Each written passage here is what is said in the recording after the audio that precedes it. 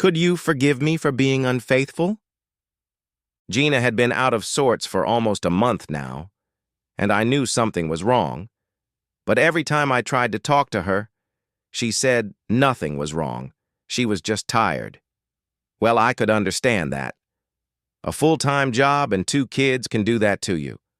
But unfortunately, I didn't have much sympathy for her problem. She didn't need to work, and I didn't want her to go to work. But she said she needed to get out of the house during the day when the kids were in school. She got a job as a secretary at a firm close to home, and that seemed to make her happy.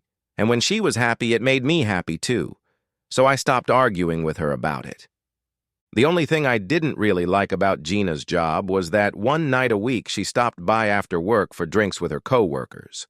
I didn't mind a little socializing, but several times Gina came home in a state bordering on drunkenness, and I didn't like her getting behind the wheel like that. She insisted she was fine and promised she'd call a cab or call me anytime she had too much to drink, in her opinion. I didn't insist, which was a mistake, one of several, and it was a mistake that probably ended our marriage. I came home from work one evening and found Gina sitting at the kitchen table crying. I wouldn't let her pull away from me and persisted in trying to find out what was wrong. In retrospect, I should have left it at that. It was a classic case of what I didn't know didn't hurt me. Gina was tormented with guilt about cheating on me, and once the confession was made, the story just poured out of her. It happened on that very first night when she and her co-workers decided to go out for drinks after work. There were 14 of them, sitting at 3 tables pushed together, and after a couple of drinks, one of the guys talked Gina into going out on the dance floor. She didn't feel comfortable, but most of the others were already on the dance floor and she didn't want to be a party crasher. A couple more drinks and she was already dancing pretty freely with all 6 men sitting at her table. A couple more drinks, and when one of the guys kissed her, she didn't resist. She didn't think anything of it, because this had happened at other parties she had attended with me, and nothing bad had come of it. Soon, each of the guys were kissing her, and a couple started fondling her, and suddenly she was in the back seat with a man. I didn't want to do this. I honestly didn't want to. I don't even know how it happened. One minute I was dancing with Tony, and then all of a sudden he started having sex with me. I don't even remember how I got to the car. Tony had sex with her 3 times, and then they went back to the bar. Gina had expected the other girls at the party to mock her and treat her like the cheater she felt she was. But those acted like it was normal behavior. It turned out it was. But at that moment, Gina didn't know it. She left the bar, confused about what had happened, and afraid of what I would do when I found out. She wasn't going to hide it from me. She intended to come clean and apologize to me.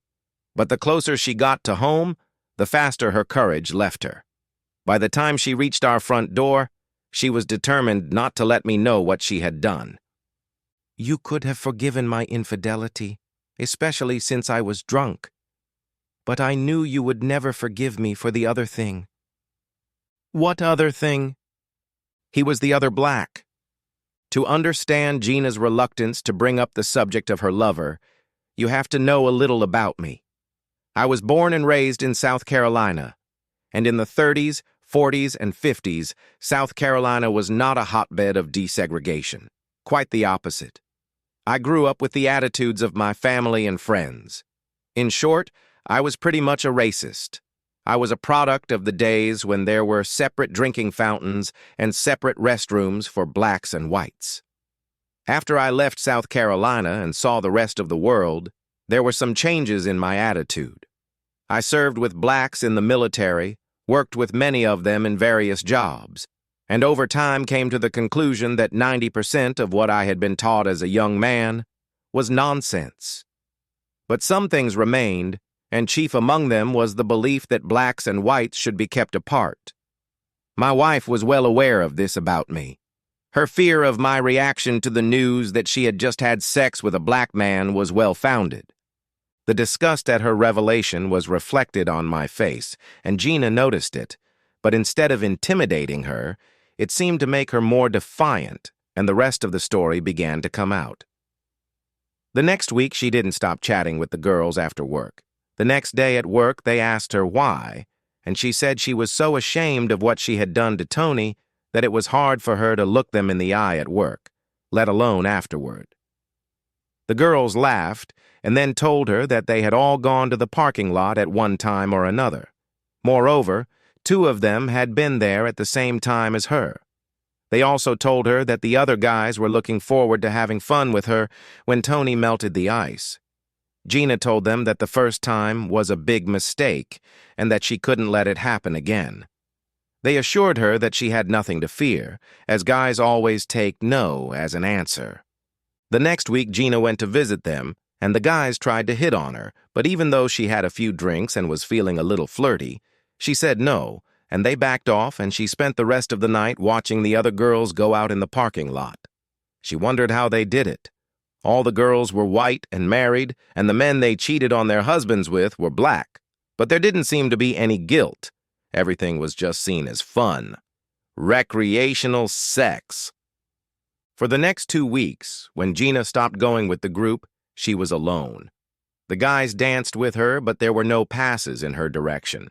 She just sat, sipped her drink, and watched the other girls leave in the parking lot.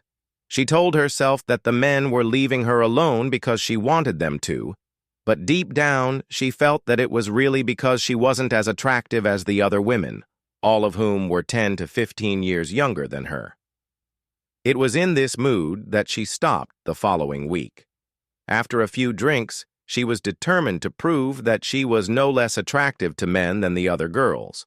After a few drinks and a lot of dancing in a tight circle, when none of the men paid any attention to her, she took matters into her own hands. In the middle of the dance floor, she took her partner's head in her hands and kissed him.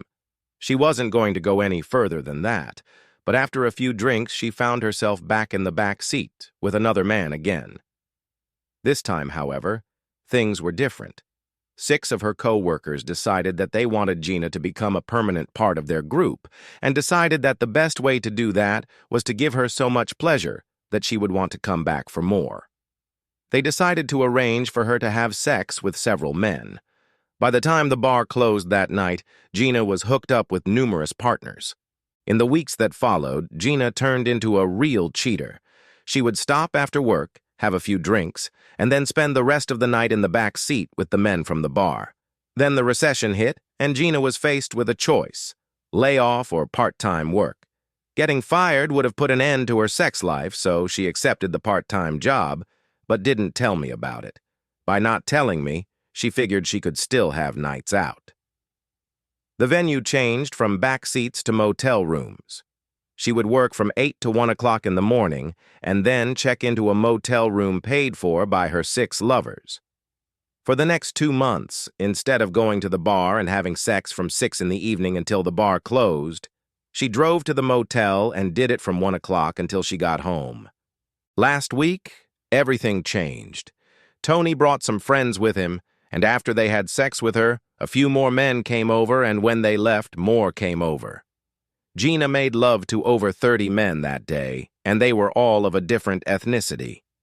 When she got home that evening, she realized she was out of control, but it wasn't until yesterday that she realized just how out of control she was.